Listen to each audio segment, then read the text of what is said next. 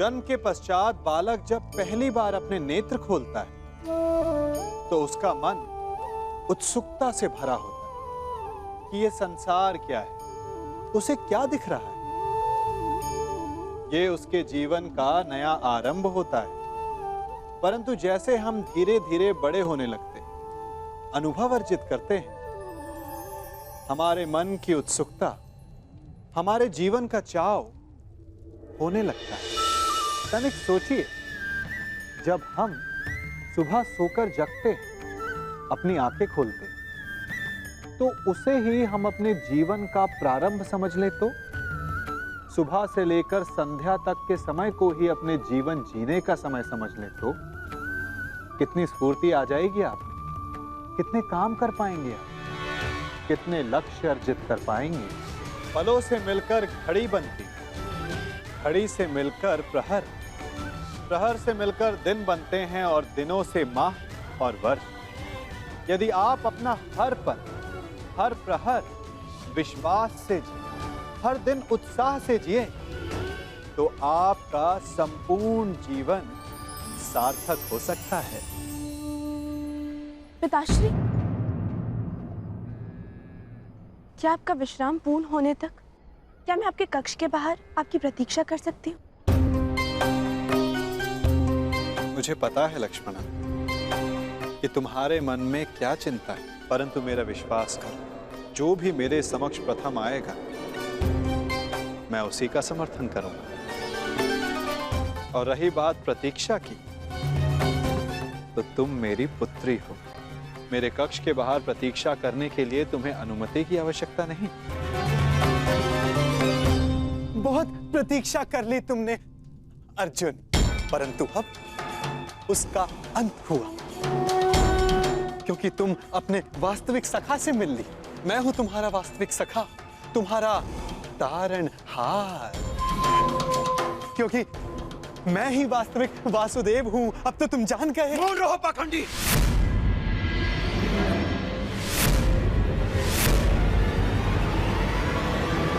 तुम्हें क्या लगता है कि वासुदेव की पोशाक धारण कर लेने से तुम वासुदेव बन सकते हो? दया आती है तुमको देखकर अर्जुन। जो पहले आया तुम्हारे समक्ष उसी को वासुदेव समझ लिया। हाँ? बहुत बड़ी भूल कर रहे हो तुम, परंतु अब तुम चिंता मत करो पार्थ अर्जुन। अब तुम मुझसे मिल लिए हो ना, सब ठीक हो जाएगा। मैं तुम्हारी इस भूल को सुधारूंगा। भूल तुमने की है और आंखें भी तुम्हारी बंद हैं।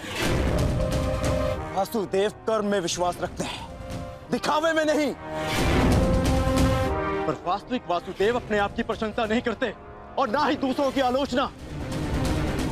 उनके कर्म ही उन्हें वासुदेव बनाते हैं और वो स्वयं से पूर्व संसार के हित की सोचते हैं। परंतु तुम केवल स्वार्थी मनुष्य हो जो अपने आप को वासुदेव कहते हो। सत्य तो ये है कि तुम्हें वासुदेव का अर्थ भी नहीं पता, नहीं समझते तुम। स्वप्न से बाहर निकलो, सत्य क्या है उसे समझो। मौन रहो दुस्साहसी।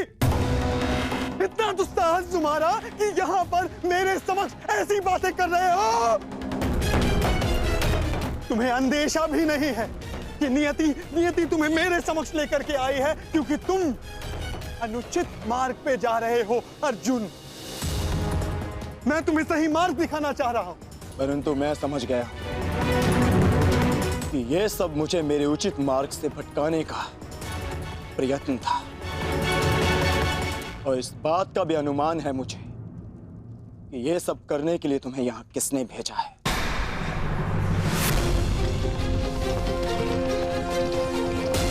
परंतु मेरे और मेरे लक्ष्य के मध्य कोई नहीं आ सकता, कोई नहीं।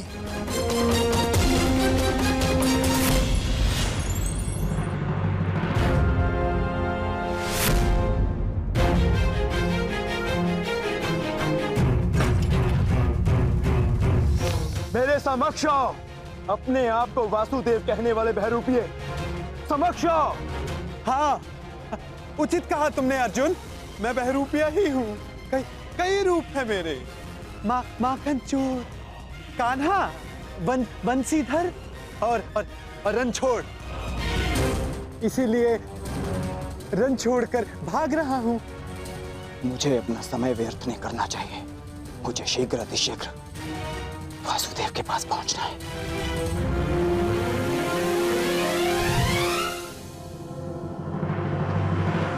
पार्थ अर्जुन, कहां जा रहे हो अर्जुन? अर्जुन, मुझे छोड़कर कहीं नहीं जा सकते अर्जुन। घर से आपका तात्पर्य अंग से है ना, या हस्तिनापुर के राजभवन से? आपके इस यथाकथित समाज में मेरे और मेरी माता की कोई स्थान नहीं।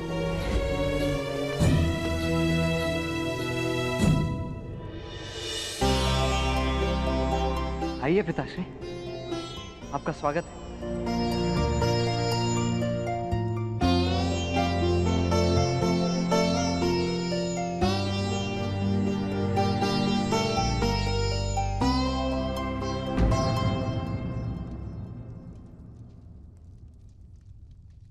क्या हुआ सुप्रिया? कुछ नहीं, मैंने अभी जो इन्हें निर्णय सुनाया है ये उसी की प्रतिक्रिया है। कैसा निर्णय?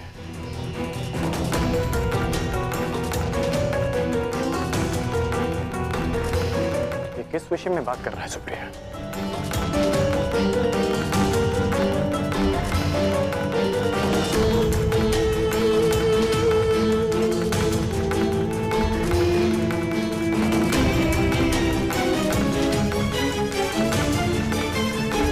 सुप्रिया, पिताश्री, वो कुछ नहीं कह पाएंगी,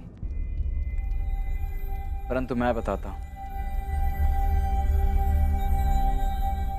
वो मैं आपसे धनुर्विद्या और युद्ध कला का ज्ञान सीखना चाहता हूं।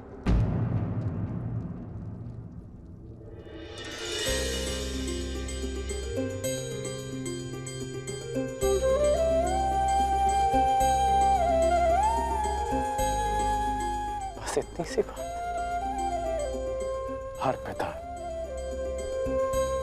अपना ज्ञान, अपनी शिक्षा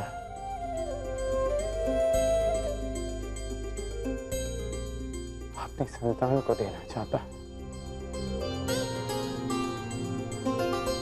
मुझे बहुत प्रसन्नता होगी तुम्हें सिखाकर।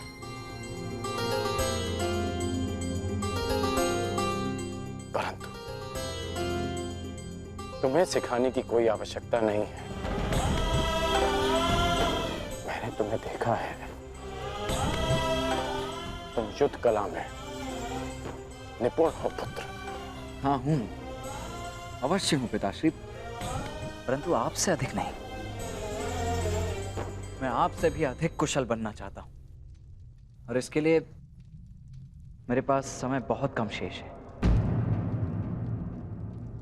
मैं ये जानना चाहता हूं कि क्या आप मुझे सिखाएंगे? हाँ, मैं तुम्हें अवश्य सिखाऊंगा पुत्र। शुद्ध अभ्यास के बहाने ही सही, हम साथ में समय तो बिता पाएंगे। परंतु किस बात के लिए कम समय शेष? इसका उत्तर आप भी जानते हैं पिताश्री। संसार अब तक के सबसे बड़े महासंग्राम के द्वार पर खड़ा है। वासुदेव के निर्णय के साथ ही युद्ध की घोषणा भी हो जाएगी।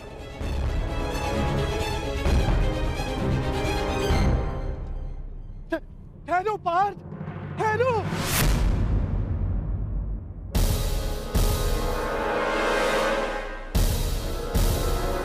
तुम मुझे छोड़कर कहीं नहीं जाओगे, नहीं जाने दूंगा मैं तुम्हें।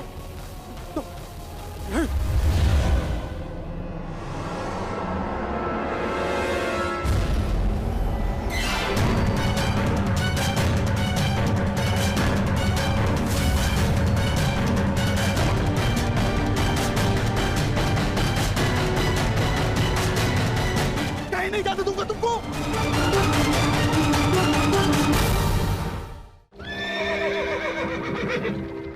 कार्रवाई शीघ्र करो। तुम्हारा इस युद्ध से क्या संबंध है? एक योद्धा का युद्ध से वही संबंध होता है जो धनुष का बाण से होता है। मैं भी इस युद्ध में सम्मिलित होना चाहता हूं।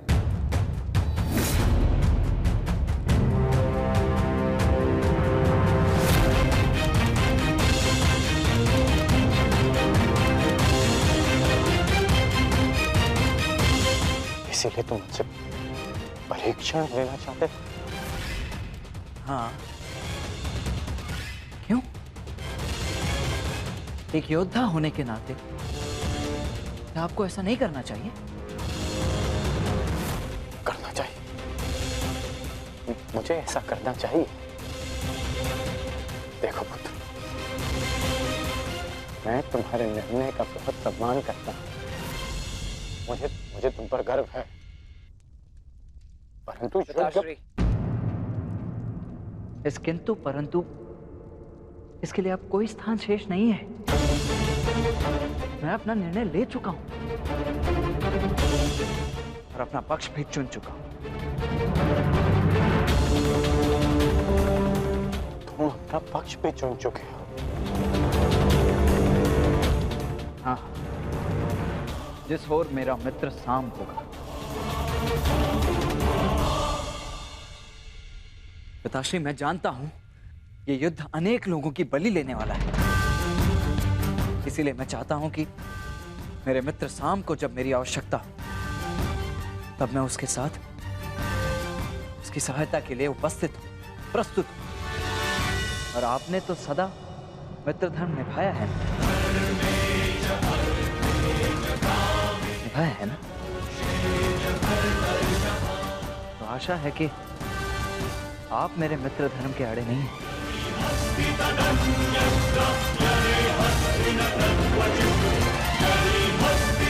मुझे अभ्यास करने जाना है। प्रणिपात। देखो, जो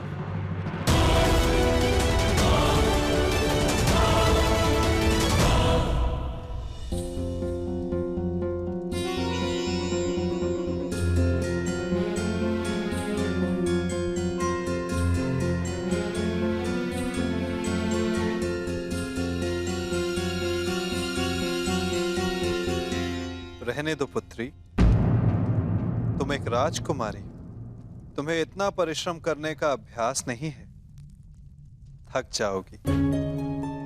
नहीं पिताश्री, आप चिंता मत कीजिए, मैं कर लूंगी।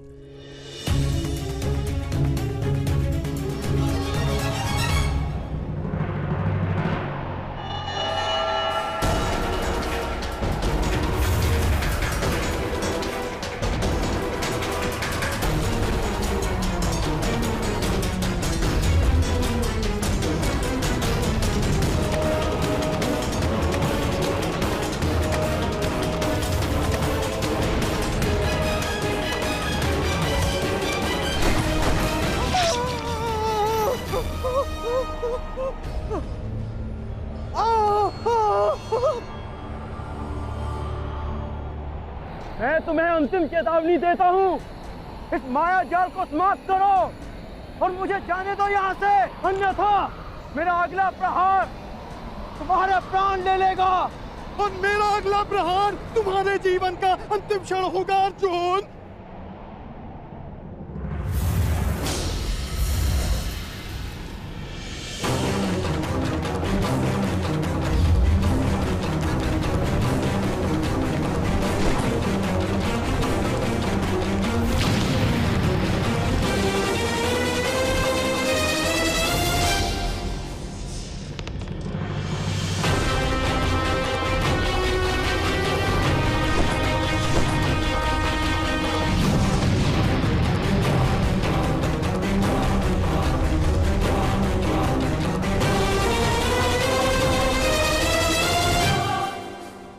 ठीक है, तुम मुझे अपना आराध्य नहीं मानते ना, सही?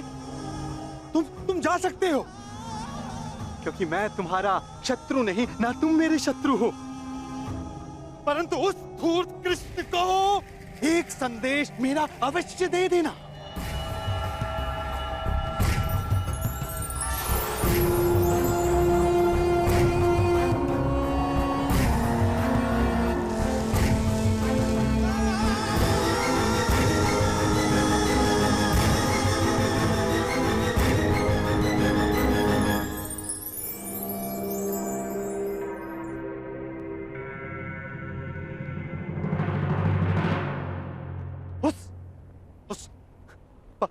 पाखंडी कृष्णा को ये उपहार दे देना।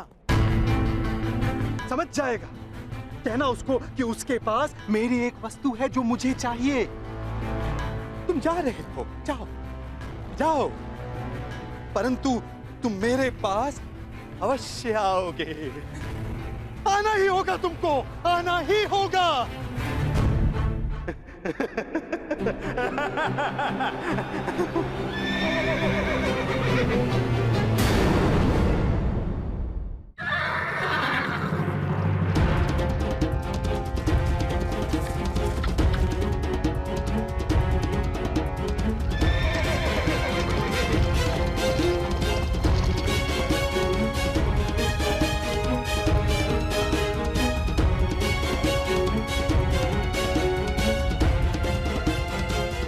प्रतीत होता है कि अर्जुन अब तक द्वारका नहीं पहुंचा।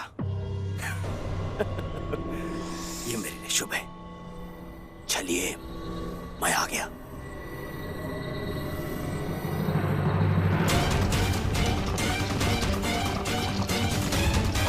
और शीघ्रता करो सारथी।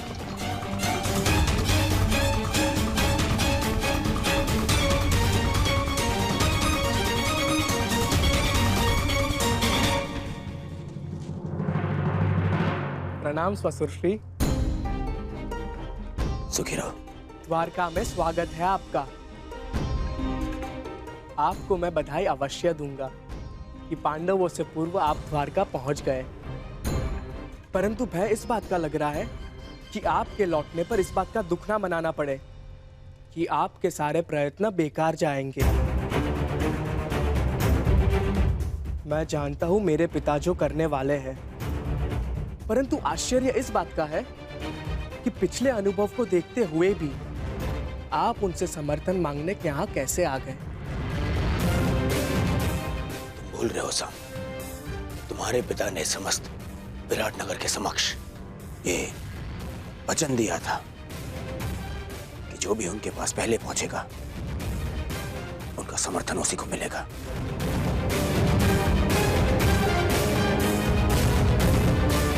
और देखो मुझे, मैं पांडवों से पहले यहां पहुंचा हूं। ये जानते हुए भी कि वचन तोड़ने मरोड़ने में वो सिद्धहस्त है।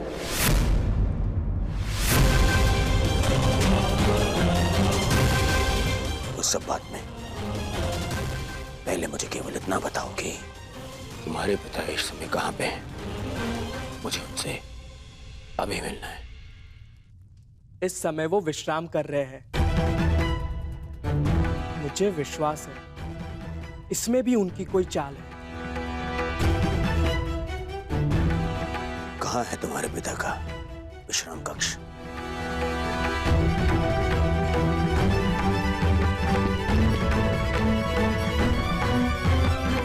आश्चर्य होता है, इतना सब देखकर भी इन्हें अभी भी लगता है कि द्वारकाधीश इनकी सहायता करेंगे।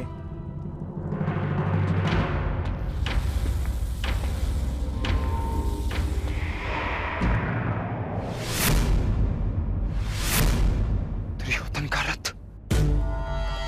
हे ईश्वर, कहीं माधव ने उसे समर्थन का वचन तो नहीं दे दिया।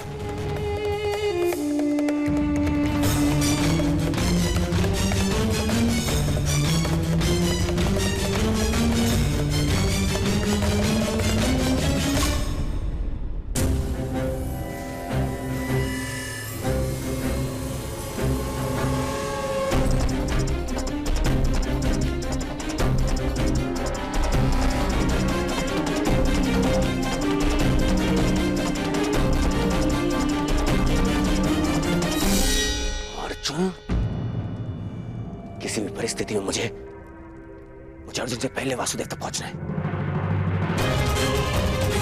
वासुदेव कहाँ है? वो अपने कक्ष में विश्राम कर रहे हैं।